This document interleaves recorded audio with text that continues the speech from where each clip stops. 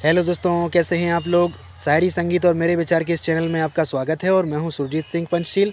दोस्तों, आज की वीडियो में हम लोग जानेंगे आईटीआई किस क्लास के बाद होती है, आईटीआई कितने प्रकार की होती है और आईटीआई के बाद कौन कौन से फॉर्म भर सकते हैं। ठीक, तो आईटीआई वाले छात्रों के लिए ये बहुत ही महत्वपूर्ण जानकारी है, तो इसको ध्यान से सुनना। बस इसमें आगे बढ़ने से पहले आप लोगों से एक छोटी सी रिक्वेस्ट है कि आप लोग हमारे इस चैनल को सब्सक्राइब जरूर कर लेना, क्योंकि यहाँ पर आपको शायरियाँ, संदेश, मोटिवेशनल वीडियो, महत्वपूर्ण जानकारियाँ और आपके मन में आने वाले कई प्रकार के प्रश्नों के जवाब मिलते रहेंगे। ठीक है ना।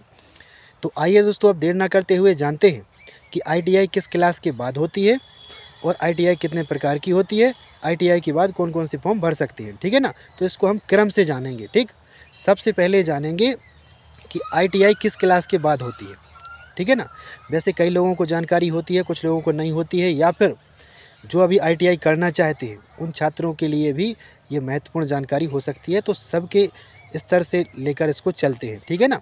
तो जिनको पता नहीं है उनको पता हो जाएगा, जैसे जो पढ़े लिखे हैं उनको पहले से पता है, जो किए हुए बैठे हैं। ठीक है ना। जिनको लेकिन पता नहीं है उनको भी पता हो जाएगा। तो आईटीआई 8वीं पास से होती है कुछ ट्रेड में। ठीक है ना। कुछ ट्रेड में होती है, इसमें कुछ ट्रेड चलते हैं, जैसे engineering trade, non engineering trade. ठीक है ना। तो कुछ ट्रेड में 8वीं पास से होती है और कुछ ट्रेड में 10वीं पास से भी होती है, लेकिन 10वीं पास से अधिकांश ट्रेड में होती है। ठीक, अब आईटीआई कितने प्रकार की होती है। अब प्रश्न ये आता है कि आईटीआई कितने प्रकार की होती है। तो आईटीआई 2 प्रकार की होती है। ठीक, देखो, मैं अपनी वीडियो में दुनिया भर की जानकारी तो नहीं बता सकता, है ना, जैसे कि 5-10 मिनट की वीडियो होती है, लेकिन मैं केवल मुख्य जानकारी बताता हूँ, यानी कि जो सबसे ज़्यादा ज़रूरी है छात्रों के लिए वही बताता हूँ। ठीक, तो इसीलिए मुख्य मुख्य चीज़ों की चर्चा की जाएगी। तो बीच में आप मतलब कभी ये मत सोचना कि आपने वो चीज़ छोड़ दी, है ना। मैं छोड़ता नहीं हूँ, मुझे पता है, लेकिन सब मतलब मुख्य मुख्य बातें बताऊँगा आपको ज़रूर। तो आईटीआई कितने प्रकार की होती है। आईटीआई 2 प्रकार की होती है। कौन कौन सी होती है। नंबर 1, इंजीनियरिंग ट्रेड वाली आईटीआई। ठीक, और दूसरी है नॉन इंजीनियरिंग ट्रेड वाली आईटीआई। ठीक, अब ये दोनों क्या है, मतलब इंजीनियरिंग ट्रेड और नॉन इंजीनियरिंग ट्रेड क्या है। तो इंजीनियरिंग जो ट्रेड होता है, इसका मतलब है कि ये तकनीकी और सैद्धांतिक ज्ञान वाले ट्रेड हैं। ठीक, मतलब जो इंजीनियरिंग गणित, विज्ञान और मशीनों पर आधारित होते हैं। ठीक है ना। इसका जैसे एक उदाहरण समझ लेते हैं अपन लोग कि electrician, fitter, turner, machinist, mechanic, diesel, draftsman आदि इंजीनियरिंग ट्रेड में आते हैं। ठीक, जैसे इनका क्या कार्य होता है। इनका कार्य होता है मशीनें बनाना, मरम्मत करना या तकनीकी संरचनाओं पर काम करना। ठीक, अब जैसे जो नॉन इंजीनियरिंग ट्रेड वाले हैं, है ना, यानी कि जो व्यक्ति नॉन इंजीनियरिंग ट्रेड से आईटीआई करता है, तो उनका क्या कार्य है, मतलब उनका मतलब क्या है नॉन इंजीनियरिंग ट्रेड वालों का।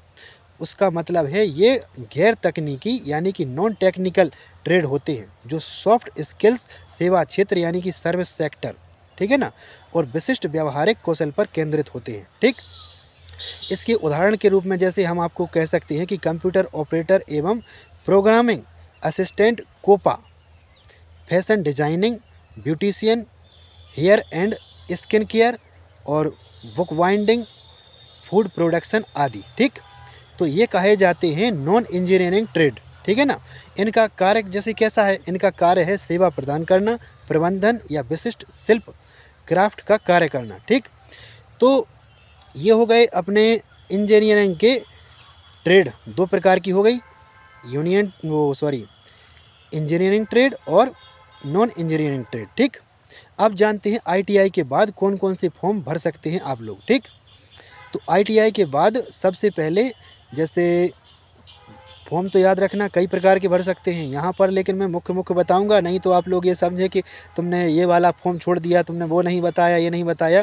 जैसे जिनको जानकारी नहीं होती है उनके लिए मुख्य मुख्य जानकारियाँ बता रहा हूँ। ठीक, तो आईटीआई के बाद रेलवे ग्रुप डी और टेक्नीशियन का फॉर्म भरा जा सकता है। ठीक, और भरते भी हैं लोग। ठीक है ना।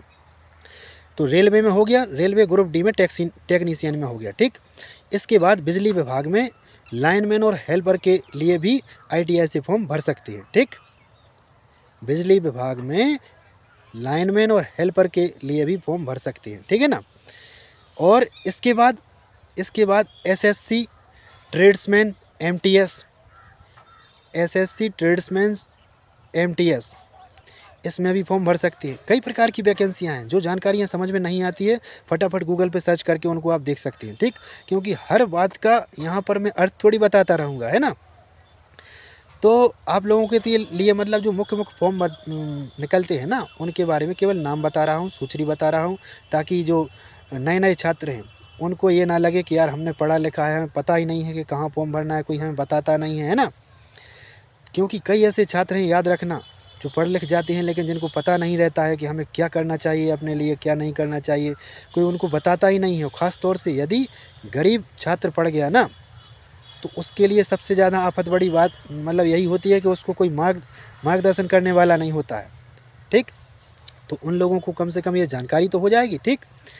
तो हम लोगों ने अभी 3 जान लिए हैं। आईटीआई के बाद जैसे रेलवे ग्रुप डी में टेक्नीशियन में भर सकते हैं, बिजली विभाग और जैसे लाइनमैन हेल्पर के लिए भी भर सकते हैं आईटीआई से। इसके बाद एसएससी ट्रेड्समैन या एमटीएस में भर सकती हैं। चौथा है आर्मी और नेवी में भर सकते हैं, मतलब एयरफोर्स टेक्निकल भी होता है, मतलब आर्मी और नेवी में भी फॉर्म भर सकते हैं आईटीआई से, ठीक। इसके बाद पीएसयू और अप्रेंटिसशिप की जॉब होती है पीएसयू की, ठीक है ना। तो उसमें भी इसमें फॉर्म भर सकते हैं, ठीक। यानी कि आईटीआई से फॉर्म भर सकते हैं। तो आप लोगों को देखो मैंने सब जानकारियाँ बता दी, आप लोगों को ध्यान ना भूल जाए, इसलिए एक बार फिर से इनको क्रम से बता रहा हूँ। चाहें तो आप लोग लिख भी सकते हैं।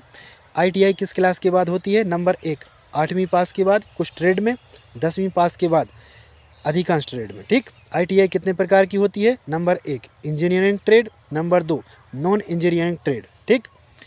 इसके बाद आईटीआई के बाद कौन कौन से फॉर्म भर सकते हैं? Number 1 railway group D technician, बिजली विभाग लाइनमैन और हेल्पर, ठीक। Number 3 SSC